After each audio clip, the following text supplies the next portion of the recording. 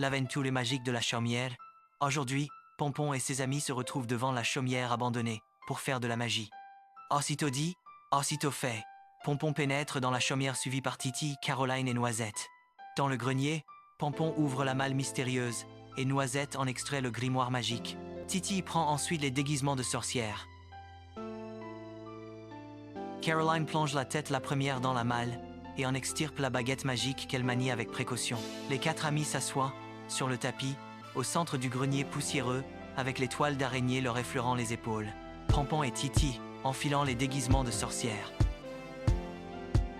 De son côté, Caroline, très studieuse, commence à déchiffrer le grimoire avec la baguette magique dans sa main. Elle consulte le grimoire magique et ses secrets. Voilà, j'ai trouvé une formule pour faire transporter la chaumière dans le temps, s'écrie Caroline. Pompon est très enthousiaste et bondit de joie. Caroline récite 3 fois la formule magique Movementum Tempori, suivie d'abracadabra et de 3 tours de baguette magique. Une fumée blanche se répand dans le grenier, et la chaumière se met à tourner sur elle-même dans un bruit assourdissant. Pompon et ses amis se mettent à genoux et se bouchent les oreilles. Les amis se tiennent par la main, tous ensemble sur le tapis poussiéreux. Puis, le calme revient, le soleil entre par un vieux vasista du toit de la chaumière. Prudemment, Pompon descend l'escalier suivi par Titi, Caroline et Noisette. Pompon sort la tête tout doucement par l'encadrement de la vieille porte. « Que vois-tu » demande Titi curieux. Caroline et Noisette sont restés en retrait, prudents. Pompon regarde à l'extérieur et voit plusieurs sorcières vêtues de capes noires. Quelques sorcières font un feu avec un chaudron. Elles mettent des ingrédients dans le chaudron. L'une d'entre elles récite des formules à l'aide d'un grimoire. Plus loin, d'autres sorcières, munies de petites faucilles, coupant de grandes herbes. Elles mettent les herbes dans des paniers d'osier. On dirait que c'est la cueillette. Enfin, Pompon aperçoit une autre sorcière, plus petite, suivie d'un chat noir. Une des sorcières transporte un balai. Elle s'assoit dessus et le balai s'envole aussitôt dans les airs. « Oh là là !» dit Pompon assez effrayé. « Nous sommes dans un village de sorcières. Il faut vite s'en aller. » Pompon, suivi de Caroline, Titi, Noisette, monte l'escalier à toute vitesse.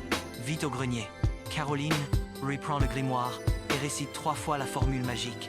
Movementum Temporis, suivi d'abracadabra et de 3 tours de baguette magique. Une fumée blanche se répand dans le grenier et la chaumière se met à tourner sur elle-même dans un bruit assourdissant. Pompon se précipite à l'extérieur pour vérifier si tout est rentré dans l'ordre. Le soleil brille, le vélo rouge est bien là, contre un buisson. L'environnement familier est là avec le village que l'on voit au loin avec les maisons de Pompon, Caroline, Titi et Noisette. Ouf! Pompon, soulagé, rassure ses amis. On est revenu dans le temps présent. Heureux, Pompon et Titi rangent les déguisements de sorcières dans la malle. Noisette conseille à Caroline de ranger grimoire et baguette magique dans la malle. La malle est rangée dans une armoire. Pompon ferme l'armoire à clé et met la clé sur une chaîne autour de son cou. Une fois à l'extérieur, Noisette sort des fruits et des boissons de son sac.